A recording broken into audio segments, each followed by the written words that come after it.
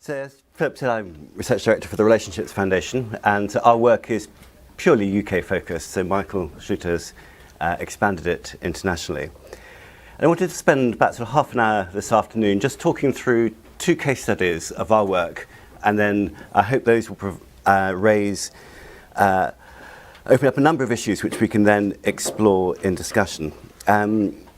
Because clearly there are many ways in which you can engage in politics, as a national politician or as a local politician, as a campaigner, as a lobbyist, through the work of organisations, and it's impossible to cover all of that. So I hope just by raising some of the issues or challenges and then draw in your wisdom and experience, we will open up most of the issues. But I thought by way of sort of context or introduction, it's just the recognition that in engaging with politics, there's always going to be some sort of bigger picture or narrative or story at a particular time that's sort of shaping political discussion. So, for example, in the UK, for Margaret Thatcher, there was that sense of the importance of freedom and private enterprise in reinvigorating the EU economy, which had become known as the sick man of Europe. And that provided, in a sense, an overriding goal for policy. Or for Tony Blair, you can see the importance of establishing, for the Labour Party, having been out of power for many years, that you could be trusted on the economy or trusted in security. And that need to establish a reputation for economic prudence and trust has constrained then a number of the policy options, in a sense, and that then lies behind some of the discontent in the Labour Party today. Or for David Cameron, seeing an imperative in modernising the Conservative Party in a return to power, and that providing the context for some individual issues, such as, for example, the promotion of same-sex marriage. But alongside those sort of big sort of narrative themes, there are also competing theories about how change is best brought about. So, for example, for the Labour government under both Tony Blair and Gordon Brown, a sense of public spending or investment to meet targets, of the rise of a new managerialism, that you have very strongly Treasury-defined targets for what different services should achieve. And then, in a sense, engagement with politics, the key issue becomes if you can get your cause, your concern, your priority as a target, then it happens. And if it's not on a target, it doesn't happen. So that sort of sense of targets, if that's the way business is done, becomes the key to effective lobbying. Whereas now there's a much greater emphasis on the transparency of data, of empowering user choice. And so, for example, in an educational context, if you want to change the way schooling is done, you might now do in a sense of starting a new school, a free school, that you're offering a different model of education and seeing that parents choose that and want that as a better way of reform than simply trying to persuade the Department for Education to adopt new targets. More recently, you've had the imperative of deficit reduction, and clearly the need to reduce a deficit and the reluctance then to spend money changes the context for engaging with politics. Almost recently this week, some of you may have heard our new Prime Minister, Theresa May, talking about the importance of one nation and her continuing commitment to social justice and restoring what she called the union of the whole set of relationships that make up this country. But those sort of big pictures say something about how particular politicians, how they see the world, what they see as important. And therefore one approach to engaging in the political sphere is that long-term project of articulating the cause or the defining issue that people feel is important. So again, most recently we've seen that the goal of renegotiating the UK's relationship with Europe, I mean, that's been a long-term project since, I can't remember when UKIP was founded as a party, but there's been sort of many decades of action to make the case, culminating now in that as being a political priority with its own department. Or we've seen actually this week the abolition of a department with climate change in its title. And you can see then in the sense that people who have lobbied for a long time to promote an agenda and create an infrastructure of government to pursue it, then see that potentially being dismantled and therefore that being a threat or an impediment to their political engagement on that issue. So one of the projects I want to take as a case study today is our work on family policy, not as looking at the specific issues, but as an example of a long-term process of trying to get a particular theme or issue on the agenda, alongside specific issues. And that was the specific campaign that we've been involved in around the regulation of Sunday trading hours, which Michael Schuter started, and has, I would be scared to say culminating, but it's a campaign that never culminates. It goes on and on, but had its latest round this year, and satisfactorily to our success. But that is an example of the more micro engagement on a specific issue. So taking family as an issue, people might engage with family for all sorts of different reasons, as a matter of social concern in terms of the impact on adults or on children. They may see it as an ethical or moral concern. You may engage as advocacy for your own organisation if you're a service provider who's seeking funding to provide services. You may have concerns for specific issues, such as, for example, adoption. But I want to look more broadly, and our argument has been that family relationships are a vital part of the social fabric of the nation, which is too often neglected or undermined in the whole way we think about and do policy. And therefore that big picture argument of how you understand the role of family in society and how policy interacts with the family needs to be rethought. But one of the challenges that we found is why politicians don't recognise that. So we've, in conversations with the head of strategy in Downing Street back in sort of 2010, the argument came back, well, actually, the public don't really see it as important. They're polling their focus groups, say people are interested in the cost of childcare or flexible working, but actually their work shows that people are interested in housing or immigration or the health service or crime or justice, but family never showed up on their radar as an issue in itself. So that sense there was very little public demand for concerted action in this area, or no expectation that government should do something. So young people might feel that it is important that government can and should help them to get on the housing ladder, but they don't expect government to help them secure their goal of a healthy, stable, long-term relationship. That's not government's job for many people. So there's less, in a sense, again, demand pressure for government action. Or so many politicians scarred with their own rather rocky track record in this area of life. And as we've seen most recently in our outgoing Secretary of State for Work and Pensions, who was a strong advocate of our cause, but has come to grief on his sort of text messages and resigned.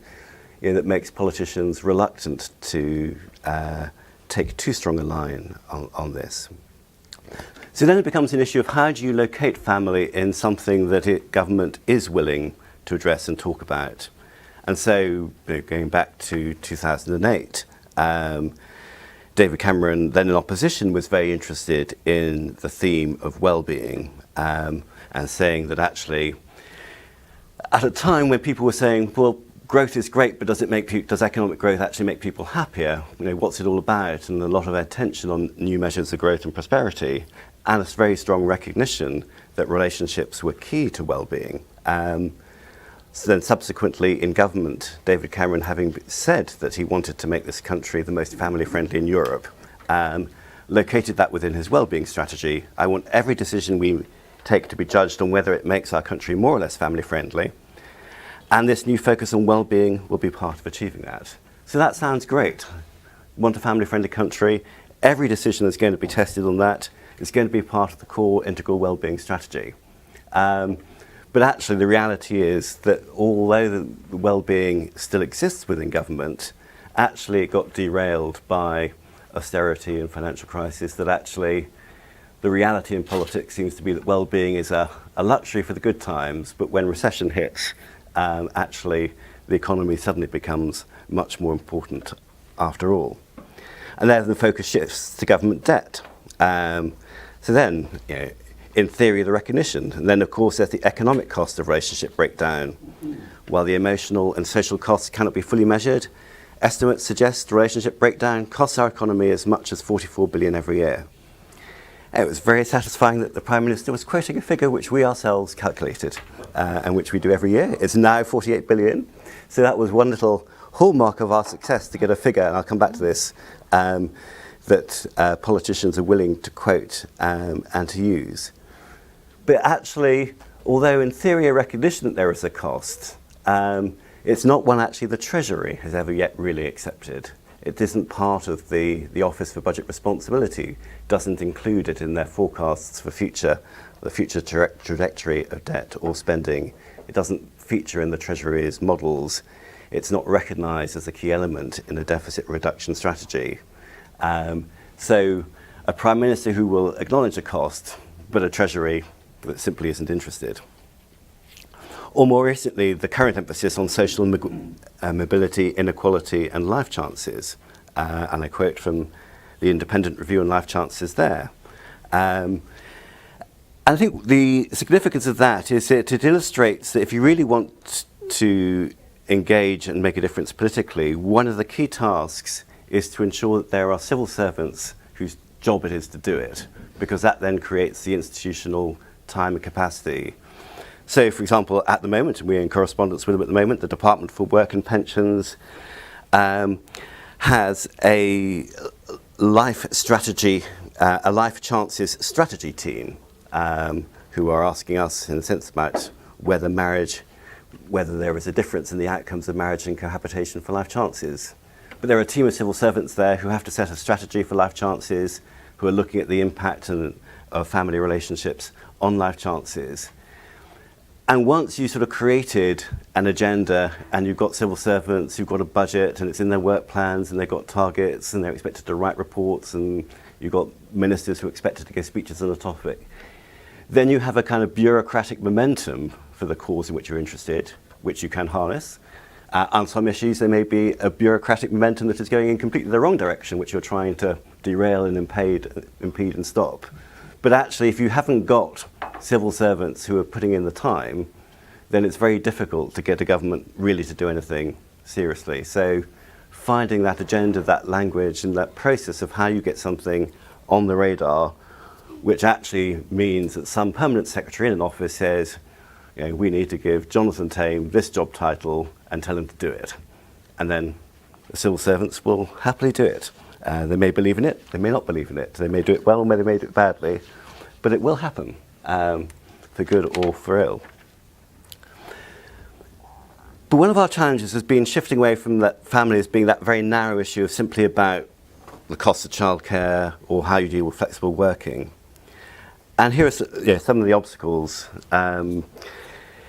Is that other departments really don't see that family is of relevance to them. So you might expect the Department of Health to be really concerned with the role of families in providing social care in an ageing population and managing those demand pressures of family care.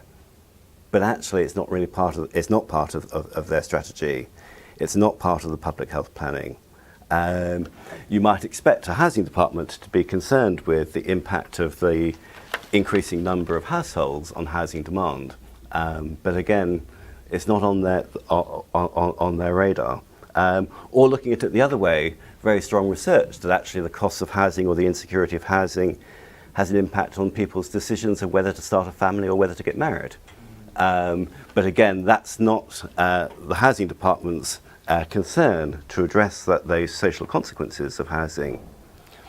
So there's a question of how you actually get other departments to recognise that this is an issue of relevance for them. Because it's an issue that gets fragmented across government. There is no one with clear cabinet level responsibility for the issue. There is no cabinet minister for the family. Under the Labour government there was a department for children, schools and families. Michael Gove switched that back to a more narrowly defined department for education. And families sort of then drifted off Nowhere really, and that was one of our concerns. It needs, if changes are going to happen, somebody has to drive it very hard. The Prime Minister or a cabinet minister or with strong authority. But there is so much resistance to change. Getting things to happen just takes so much energy and time and persistence that if no one is really willing to chase it, then things just sort of sit and drift, and I'll come back to that. And as I've already mentioned, there's still the challenge that the Treasury still works with very narrowly defined economic measures of progress and models. So there are many ways in which you can engage. I mean, you can lobby on issues, you can campaign, you can go on marches and rallies, you can occupy buildings, you can wear masks, you can set up your Twitter hashtags, you can set up think tanks, do ideas, research. You can do it through the practice of service delivery and say, we are people who are delivering services and have got the best models, we've got the ideas, we've got the answers. All of those have relevance. So I'm simply talking about what we've done, which is more at the starting point of the ideas and the research. And that's not to say that other things don't have their role or benefits or importance, but that's not what we've been involved in and not what we are, not what I'm particularly experienced in. So on the big picture of the family, we took sort of 4 issues. One was the idea of what we called the penumbra of family policy, trying to model in much more detail the interaction between how family affects other policy areas and how other policy areas affects the family. So spelling that out in more detail for housing, for health, for debt, for finance and so on. And just simply making that theoretical argument that there is family is a big issue that should sit at the heart of government. We did a report called the Family Pressure Gauge, trying to model the different pressures on families across Europe using Eurostat data. So with a Prime Minister wanting to make this country the most family-friendly in Europe, well, what does that mean? Does that mean we should be more like France and more like Sweden or Denmark? What is it, who is the most family-friendly nation? And how do you sort of trade off the different pressures of the cost of housing or the cost of childcare or working unsocial hours or the burden of care responsibilities? So we helpfully came up, we were the second most pressured society in the UK, lagging only behind, I think it was Romania, which was quite a helpful, in a sense, statistic. It's just a sort of a public challenge to say, well, if you're serious about it, then here is a yardstick. I've talked about our family failure index, which we do every year, looking at the cost of breakdown. And that's an example of one of those issues. If you keep putting out a figure and publicising it, that gradually it sort of seeps into people's consciousness and nobody knows quite who came up with it and they attribute it to all sorts of people. But then you find actually government ministers start to use it or MPs quote it and people start coming, you've made success when somebody comes back to you and say, did you know? Well, actually, yes, we did because we wrote it. But so doing something persistently, consistently, not giving up when your first report is ignored and nobody covers it in the press. But on the 6th edition, then suddenly it starts to take off. And actually, I think one of the reasons that did take off in the end is it proved useful for people to have a figure for their political campaigning. So people who were campaigning for funding for relationships education, it was helpful for them to have a figure and say, look, give us money because the cost of breakdown is really big. So once there are other people who have an incentive in promoting your arguments, then you have much more support. And the fourth area was trying to make the argument for the sort of the triple test of policy, economic, social and environmental. And I'll come to that a little bit in unpacking our work on the family test. But I think in doing that, one of the lessons for success in engagement is how alliances of different organisations come together who can fulfil different roles or different contributions. So in the context of family in the UK, we've had the Centre for Social Justice, set up by Ian Duncan-Smith, former leader of the Conservative Party, more recently a former Minister for Department for Work and Pensions. So a strong, working because it has very strong political sponsorship, and I think for any think tank, that quality of political patronage is key to success in both securing funding and gaining an audience and demonstrating an impact. And obviously, if you have a think tank whose founder then goes on to be the minister in the department where most of their work is focused, you then got a very strong sort of connection. And the former special advisor to Ian Duncan Smith, when he was at Worker Pensions, has now gone back to work to run the Centre for Social Justice. The previous chief executive of the Centre for Social Justice was the Prime Minister's special advisor on life chances until last week.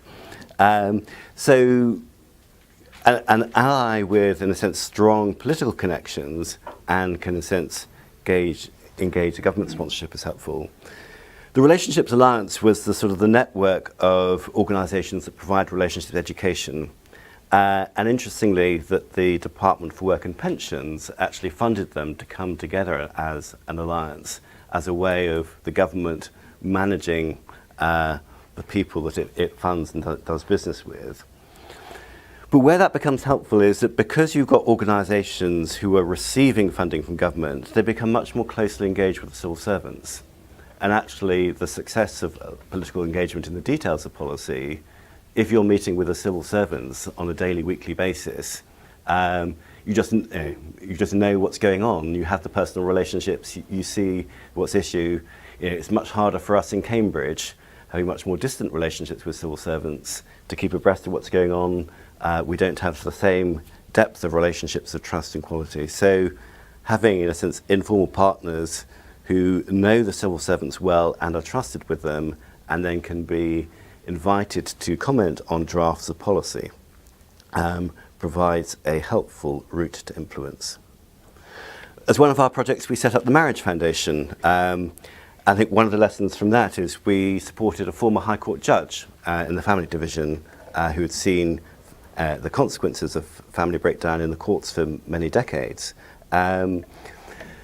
But having an ambassador for a campaign, someone who in their own right has public recognition or authority, so when you're starting out, people will listen to you because actually we're interested in what a High Court judge has to say on this issue, irrespective of the research or irrespective of the particular project, but actually not many judges are willing to speak out on an issue. So that immediately commands immediate interest and attention. So in a sense, finding that right, the figurehead, the ambassador, somebody who brings into your campaign their own professional reputation, knowledge, and authority, and is listened to as much for who they are as for the particular substance of the case, just gives you a head start. For ourselves as the Relationships Foundation, I think our sort of distinctive contribution was to be rude about people, because we're independent of government. Other organisations have to be very polite about the ministers, and we could be very rude about them with no risks of lack of funding, and in a sense being small and not having bureaucratic processes. We can just sit in an office and say what we think. Rude in the tabloid sense. Rude in the tabloid sense, yes. Rude in our press releases as saying government is completely useless and outrageous and they've got it all wrong. But in a sense, somebody has to actually make a noise and be a bit stroppy and difficult and say, actually, if you don't do this, we're going to go on and on about it and make your life a misery and embarrass you in the press and embarrass you in the public until you stop and do it. And if nobody's willing, somebody's got to do that role of saying, if it's not going to happen, you're going to suffer and you're going to mind. And people can do it in different ways. Well, yes, because I think at times, yes, because I think my next point is the importance of having backbench MPs, and there have been some wonderful Christian MPs who have championed the cause of family, but they are not nasty or Machiavellian, and not. You need. Well, yes, at times I think yes, we've struggled to make them a little bit nastier in the proper sense of the word, but actually. There is a proper role for rebelliousness, I think, as a Member of Parliament, and to say, actually, if you don't do this, we will make your life difficult, we will vote against bills, we will join with the opposition. There are lots of us who feel this way, and it's important, and we're not just going to be fobbed off and be quiet, you can't fob us off, we're not going to go away.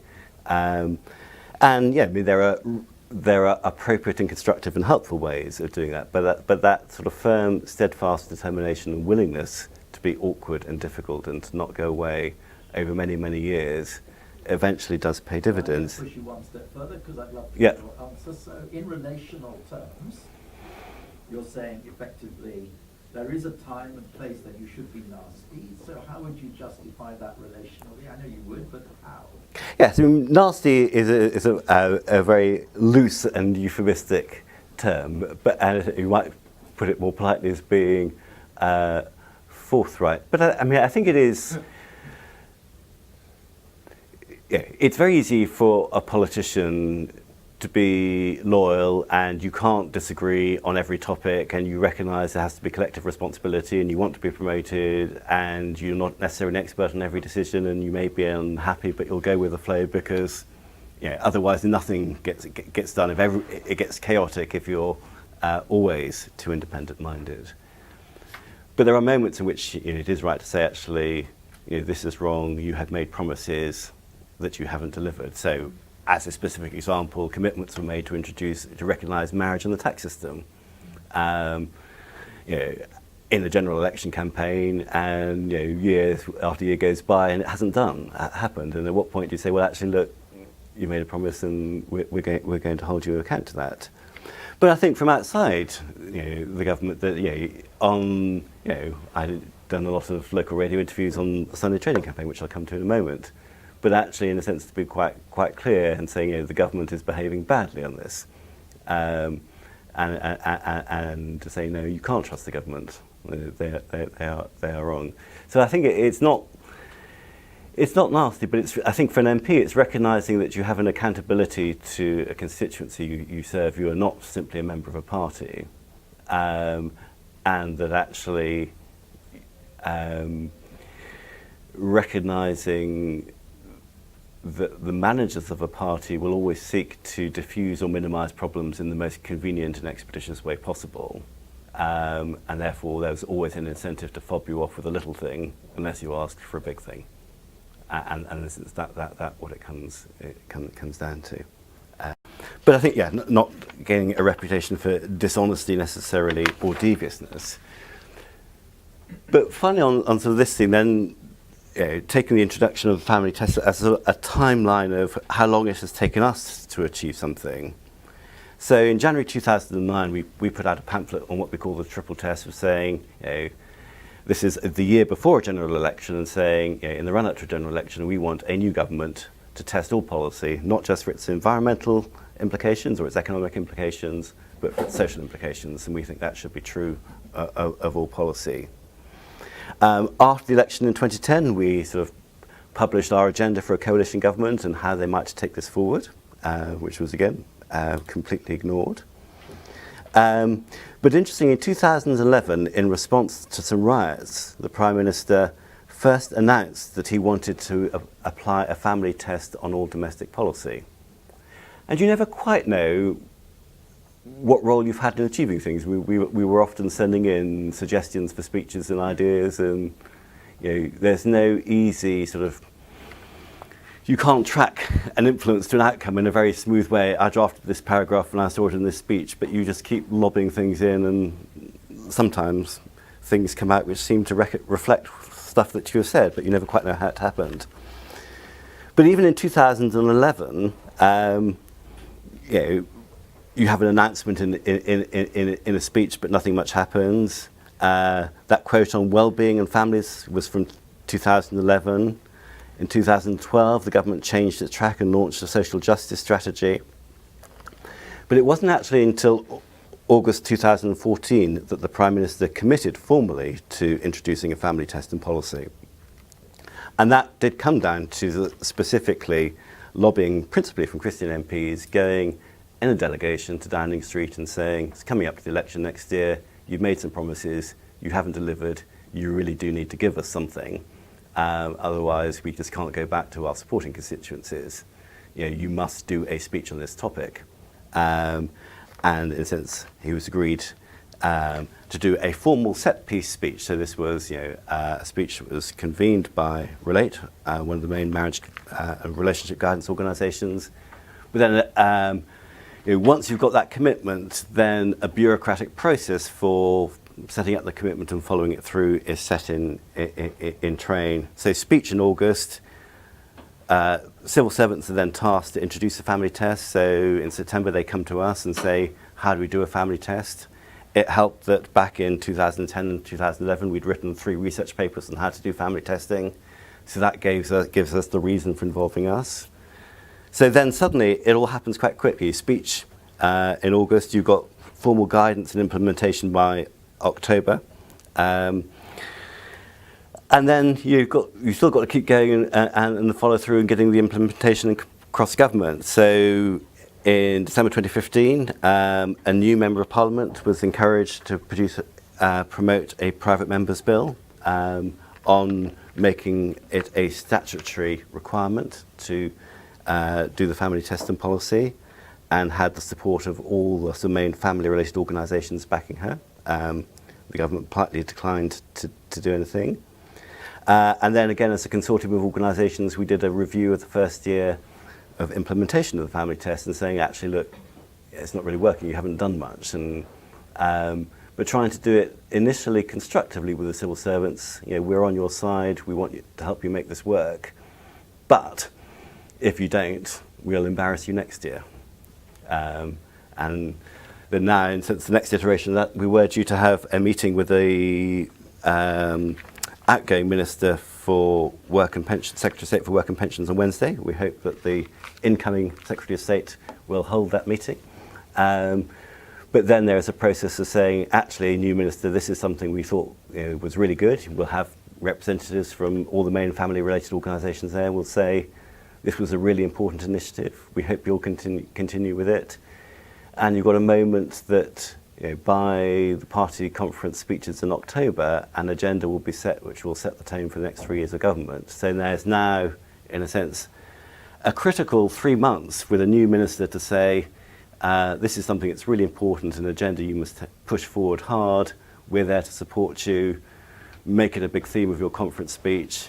Make sure that the civil service teams are still in place, and it will happen. But if he doesn't, and if he doesn't adopt it, and if he thinks, actually, I'm not interested, then it's dead in the water. So you have to keep fighting.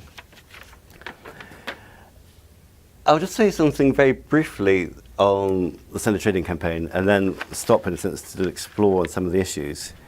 So the issue of Sunday trading is, in the UK, we have regulated Sunday trading hours in various ways, and the reason that we are concerned about it is not simply as an expression of faith, but on its impact on family life, the time for families, and on communities. But back in 1984, a government review recommended the deregulation of Sunday trading. And the drivers behind that are a political culture at the time of deregulation. So this is Margaret Thatcher, a more sort of economic liberal area, but also politically well-connected retailers and property, I suppose, shopping centre owners who see an opportunity, see deregulation as being in their commercial advantage and with the capacity to lobby government for change. So the proposals were launched. Michael Schluter set up the Keep Sunday Special campaign, and in 1986 the Shops Act was defeated. And I think one of the key lessons that we drew from that, from political engagement, was actually the churches alone didn't have the financial firepower, or indeed necessarily the numbers of people, to effectively defeat a government on its own. It needed the funding and the support of the retail industry and of the trades unions. So that coalition that extends beyond the faith community, both in terms of its resources, but also in terms of its language, of saying, actually, while there may be reasons of faith to be concerned with Sunday trading, that we were making the argument in public around economic and social issues, that this is the impact on shop workers and their families if they are required to work on Sundays, and therefore that more language of the common good as being the public focus of the campaign. And that sort of tripartite alliance of retails, unions, faith and community groups continues to this day. But the other lesson is that was that if there is a strong force for change, you never win. I mean, you can defeat a measure, but they're still out there. The reasons for deregulation there, the people with an economic interest in its deregulation are still there. So it was a campaign that we could only lose, but never decisively win. And there's always the risk that they chip away at your position. You make some concessions here, lose a bit of ground there, and ultimately your position becomes harder and harder to defend. So you can have these great triumphs one day, but actually the argument never goes away. It continued. The retailers used European law to mount challenges to enforcement, culminating in 1994 in the partial deregulation of Sunday trading hours for 6 hours a day. And I think, Mike, correct me if I'm wrong, but I think a critical factor in that was the defection of some of the main retail support. In the end, they went with the government as backing what was set up as a compromise. But I think another lesson from that is to think about how you lose, because I think one of the strokes of genius in the Sunday campaign was that phrase, keep Sunday special. So even in losing that politically, that phrase, that idea that Sunday is special has been lodged in the public consciousness. Everybody knows that phrase. And therefore you come out of a defeat with a platform that is strong and that you can still work with. I think I would say in contrast to the church's campaign on same-sex marriage, where actually it was done in a bad way and a lot of political and social capital was spent, but actually not in a way that left the church with a weaker position and didn't actually secure a strong starting point for future campaigning. So if it's a losing campaign, it's important to think about how you lose. And I think our advice was to the Coalition for Marriage is, you're not going to win. You've got three party leaders who are supporting this. You're simply not going to win this politically. So think about how you lose and plan for it. And since I wish they had done that. So you can have a Pyrrhic victory which actually wins, but actually so compromises your position that actually you're going to lose it next time round, or you can lose in a way that actually secures some important points of principle or brand or reputation. So cutting a quite a long story short, I can come back to this if people are interested, that various governments have sought to return to the issue, have persuaded to withdraw. And I think one of the keys to success for this has been the very strong support of the trades unions, at least in the UK context. If you want the support of the Labour Party, there's nothing like having the trades unions on your side. And the shop workers unions are a very strong, very highly respected union within the Labour movement. And they just have the contacts, the knowledge, they fund the Labour Party. If you've got the unions on side, you can get the Labour Party on side. And if you haven't got the unions on side, actually the Labour Party is much, much harder to engage. So in the UK context, trades unions, very, very important. The government succeeded in temporary deregulation during the Olympics. I think one lesson we drew from that is that actually, George Osborne, as then Chancellor of the Exchequer, was personally behind this deregulation agenda. And if you've got a senior minister who wants to do something, they will keep pushing at it until they get what they want, unless we manage to stop them. But then finally, and I'll stop for discussions, what was it that enabled us, slightly to our surprise in some sense, to defeat the government earlier this year? Well, partly, as I said earlier, it's that continuing of a broad alliance. So on the campaign this year, it was the sort of Association of Convenience Stores, the Trade Confederation of the Small Shops, put probably 90% of the funding into the campaign in terms of the actual funding to commission research, commission polling. I suspect they put in over £150,000 in terms of commission research and polling. And that would be very difficult for us to raise from churches and others. So a very strong financial investment. Well-researched and non-religious arguments. I think any campaign, any political party spends a huge amount on focus groups, on polling, and really understanding what arguments work and what resonates, and testing that language.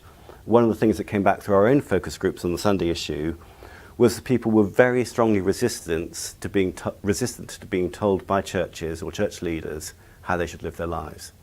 That was a very strongly negative response to that. So actually, in a sense, saying downplay the public role of the churches, at least in terms of persuading others. I mean, it's important that church leaders engage to get the church community actively involved, but actually the public was not that interested in hearing from the Archbishop of Canterbury that they shouldn't go shopping at 9 o'clock on a Sunday morning. But the focus group showed very strong public sympathy and interest in the impact on shop workers' families. So in a sense, you get a sense these are the arguments that work. There's very strong recognition that if you don't at least neutralise the economic arguments, then you're in difficulty. So we spent about £35,000 commissioning a top-rated city research company to do an economic analysis of the government's case and to demonstrate why it was flawed. So a very significant investment, but to be able to say, Oxford economics say the government is wrong, and you can have the press release, and the government not having commissioned its own research this year was, that was an essential ingredient for success. The persistence of the strong, media coverage and having a brand that works and the language of Keep Sunday Special was important. Vigilance. I mean, we know the government keeps coming back on this. You can never trust the government not to do something, and therefore, simply the government knowing that you're there and actually that you think, oh, do you really want to do this because there's awful people in Keep Sunday Special will kick up a film and dance, and do you really want all that hassle? And in a sense, just raising the cost or the barriers to entry, I suppose, for government on this issue and say, this is an issue that's caused you grief in the past, it's going to cause you grief in a company. Do you really want all that hassle? Is it worth spending your political capital on doing it?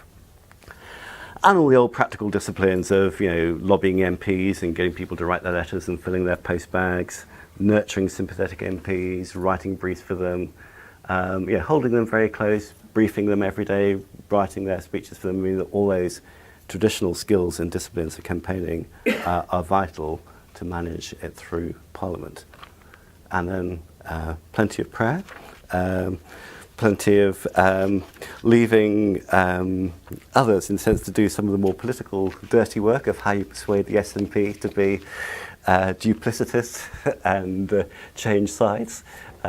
Something that the trades unions were better at doing than us, but they successfully managed to persuade the Scottish National Party to do a deal with the government and then break it. So yes, there is scope for the dark arts of politics as well in political engagement.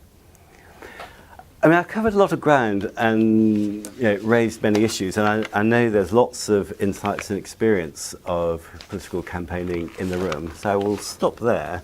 I'm happy to expand on issues, but also very interested to learn from your experience as well. Thank you very much.